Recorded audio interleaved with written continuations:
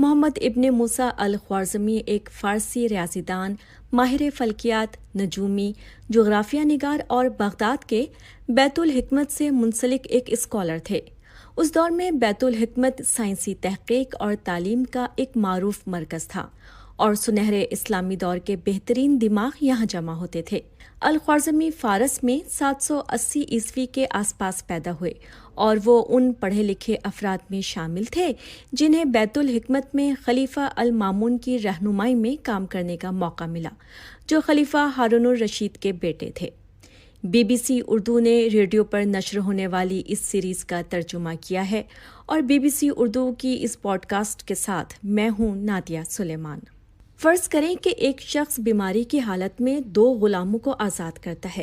ان میں سے ایک غلام کی قیمت 300 درہم اور دوسرے کی 500 درہم ہوتی ہے۔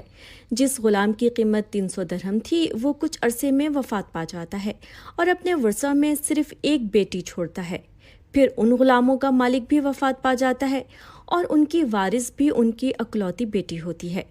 وفات پانے والا غلام 400 درہم مالیت کی جائیداد ترکے میں چھوڑ جاتا ہے، تو اب ہر کسی کے حصے میں ترکے میں سے کتنا حصہ آئے گا؟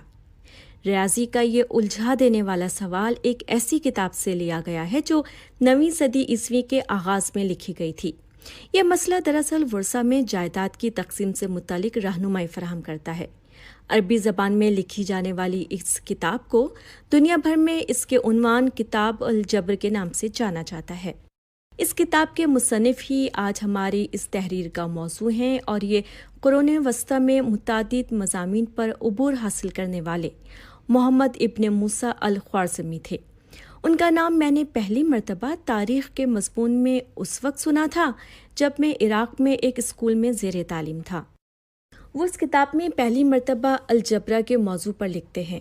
یہ لفظ براہ راست اس کتاب کے عنوان سے لیا گیا ہے اور اسے ریاضی کے ایک ذیلی شعبے کا درجہ دیا گیا ہے۔ خوارزمی دراصل 780 عیسوی کے قریب پیدا ہوئے اور جیسا کہ ان کے نام سے ظاہر ہے کہ ان کا تعلق وسطی ایشیائی ملک ازبکستان کے ایک صوبے خوارزم سے تھا۔ ان کی زندگی سے متعلق ہمارے پاس بہت کم معلومات موجود ہیں، لیکن ہمیں یہ ضرور معلوم ہے کہ وہ 9ویں صدی کے آغاز میں بغداد آئے تھے۔ اس وقت بغداد ایک وسیع اسلامی سلطنت کا دارالحکومت تھا جس پر طاقتور خلافت عباسیہ کی حکمرانی تھی۔ وہ خلیفہ المامون کے لیے کام کرتے تھے۔ خلیفہ مامون جو خود یونانی کتب کے عربی تراجم کروانے کے شہدائی اور تاریخ میں سائنسی علوم میں تحقیق اور ان کی اہمیت سمجھنے والی بڑی شخصیات میں سے ایک تھے۔ الخوارزمی خلیفہ کے بنائے گئے بین الحکمت میں کام کرتے تھے، جو ایک ایسا ادارہ تھا جو سننے میں بالکل فرضی معلوم ہوتا ہے۔ یہ ترجمے اور سائنسی علوم میں اصلی تحقیق کا مرکز تھا اور یہاں ایسے دور کے عظیم دماغ جمع ہوتے تھے جنہیں عربی سائنس کا سنہری دور کہا جاتا ہے۔ عربی کا لفظ یہاں اس لیے استعمال کیا گیا ہے کیونکہ اس دور میں اکثر کتابیں عربی زبان میں لکھی جاتی تھیں، کیونکہ یہ نہ صرف سلطنت کی سرکاری زبان تھی بلکہ مسلمانوں کی مقدس کتاب قرآن بھی اسی زبان میں نازل ہوئی تھی۔ ان سائنسی کتب میں متنوع سائنسی شعبوں کا احاطہ کیا گیا تھا، جس میں فلسفہ، علم طب، ریاضی، علم بصریات اور علم فلکیات وغیرہ شامل ہیں۔ 9ویں صدی کی دوسری دہائی میں خلیفہ المامون نے بغداد میں علم فلکیات پر تحقیق کے لیے رصد گاہیں بنوائیں۔ اس کے 1 یا 2 سال بعد یونانی علم فلکیات کے تنقیدی جائزے کا آغاز ہوا۔ اس دوران الخوارزمی کی سرپرستی میں متعدد محققین نے مل کر سورج اور چاند سے متعلق متعدد مشاہدے کیے۔ اس دوران ہی ایک مقام پر موجود 22 ستاروں کا طول العرض اور طول البلد کا ایک ٹیبل بنایا گیا۔ المامون نے اس دوران جبل قاسیون کی ڈھلوان پر ایک اور رصدگاہ تعمیر کرنے کا حکم دیا، جہاں سے دمشق شہر صاف دکھائی دیتا تھا۔ اس رصدگاہ کی تعمیر کا مقصد اس حوالے سے مزید اعداد و شمار اکٹھے کرنا تھا۔ اس کام کے اختتام پر الخوارزمی اور ان کے ساتھی متعدد ستاروں کے محل وقوع سے متعلق اعداد و شمار کے ٹیبل بنا چکے تھے۔ ایک اور شاندار پروجیکٹ جو ان اسکالرز کی جانب سے شروع کیا گیا وہ مزید بلند نظر تھا۔ یونانی ماہر فلکیات نومی نے اپنی معروف کتاب دی جیوگرافی میں دنیا بھر کے جغرافیے سے متعلق جو کچھ بھی موجود تھا وہ درج کیا تھا۔ کہا جاتا ہے کہ ان کے کام کا عربی ترجمہ ہی جغرافیہ میں اسلامی دنیا کی دلچسپی کا باعث بنا۔ المامون نے اپنے اسکالرز کو دنیا کا نیا نقشہ بنانے کی ہدایت کی، کیونکہ ٹونامی کی جانب سے بنائے گئے نقشے میں اہم اسلامی شہر جیسے مکہ یا دارالحکومت بغداد شامل نہیں تھے۔ الخوارزمی اور ان کے ساتھیوں نے ان دو شہروں کے درمیان فاصلے کو ناپنے کی ٹھانی۔ اس سلسلے میں انہوں نے چاند گرہن کے دوران پیمائش کی اور اعداد و شمار لیے۔ انہوں نے اس قدیم دور میں ان دونوں شہروں کے درمیان جو فاصلہ نکالا وہ موجودہ دور کے اعداد و شمار کے مقابلے میں 2% سے بھی کم غلط تھا۔ انہوں نے پھر دیگر اہم مقامات کے وہ خطوط دوبارہ جاننے کی کوشش کی جن سے ان مقامات کے مرکزی نقطے کا مقام معلوم ہو سکے۔ الخوارزمی کی کتاب سورۃ الارض یعنی دنیا کی تصویر کے باعث انہیں اسلام کے پہلے جغرافیہ نگار ہونے کا اعزاز حاصل ہے۔ یہ کتاب 833 عیسوی میں مکمل ہوئی۔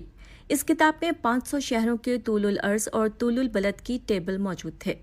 اس کتاب میں مختلف مقامات کو قصبوں، دریاؤں، پہاڑوں، سمندروں اور جزیروں میں تقسیم کیا گیا۔ تاہم یہ تمام کامیابیاں ان کے ریاضی کے شعبے میں کارناموں کے سامنے دھندلا جاتی ہیں۔ ان کی جانب سے ہندسوں اور اعداد پر لکھے جانے والے مقالوں کے باعث مسلمان دنیا میں نظام اعشاری یعنی ڈیسیمل نمبر سسٹم متعارف ہوا۔ ان کی کتاب الجمع و تفریق بالہند کو ریاضی کے ذیلی شعبے میں خاصی اہمیت حاصل ہے۔ یہ کتاب 825 عیسوی کے قریب لکھی گئی تھی، تاہم اس کا کوئی مستند عربی ترجمہ موجود نہیں ہے اور کتاب کا عنوان بھی صرف ایک اندازہ ہے۔ تاہم شاید یہ اعشاری نظام پر لکھی گئی وہ پہلی کتاب تھی جس کا لاطینی زبان میں ترجمہ کیا گیا۔ اس کتاب میں حساب سے متعلق مختلف ہدایات بتائی گئی ہیں اور یہیں سے لفظ الگورتھم کی اصطلاح وجود میں آئی، جو دراصل الخوارزمی کو لاطینی میں بولنے کا طریقہ ہے۔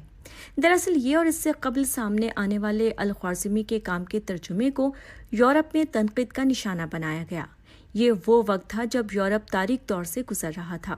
یہی وجہ ہے کہ خوارزمی کے کام کو خطرناک یا جادوگر جانا گیا۔ ان کا عظیم ترین کام یقیناً ان کی الجبرا سے متعلق کتاب تھی۔ الخوارزمی قدیم فارسی مذہب زوریسٹرین کے پیروکار تھے اور ہمارے خیال میں انہوں نے بعد میں اسلام قبول کیا۔ کتاب الجبر کے پہلے ہی صفحے پر وہ بسم اللہ الرحمن الرحیم یعنی شروع اللہ کے نام سے جو بڑا مہربان نہایت رحم کرنے والا ہے درج ہے۔ آج بھی مسلمان لکھاریوں کی جانب سے لکھی جانے والی اکثر کتابیں اسی جملے سے شروع ہوتی ہیں۔ اس کتاب میں الخوارزمی نے ریاضی کے ایسے غیر واضح قواعد کو یکجا کیا جن کے بارے میں صرف چند افراد کو ہی معلوم تھا۔ اس کے بعد انہوں نے ان قواعد کو ایک ہدایت نامے کی شکل دی جس کے ذریعے روزمرہ کے مسائل کا حل نکالا جا سکتا ہے، جیسے وراثت، تجارت اور زراعت جیسے شعبے۔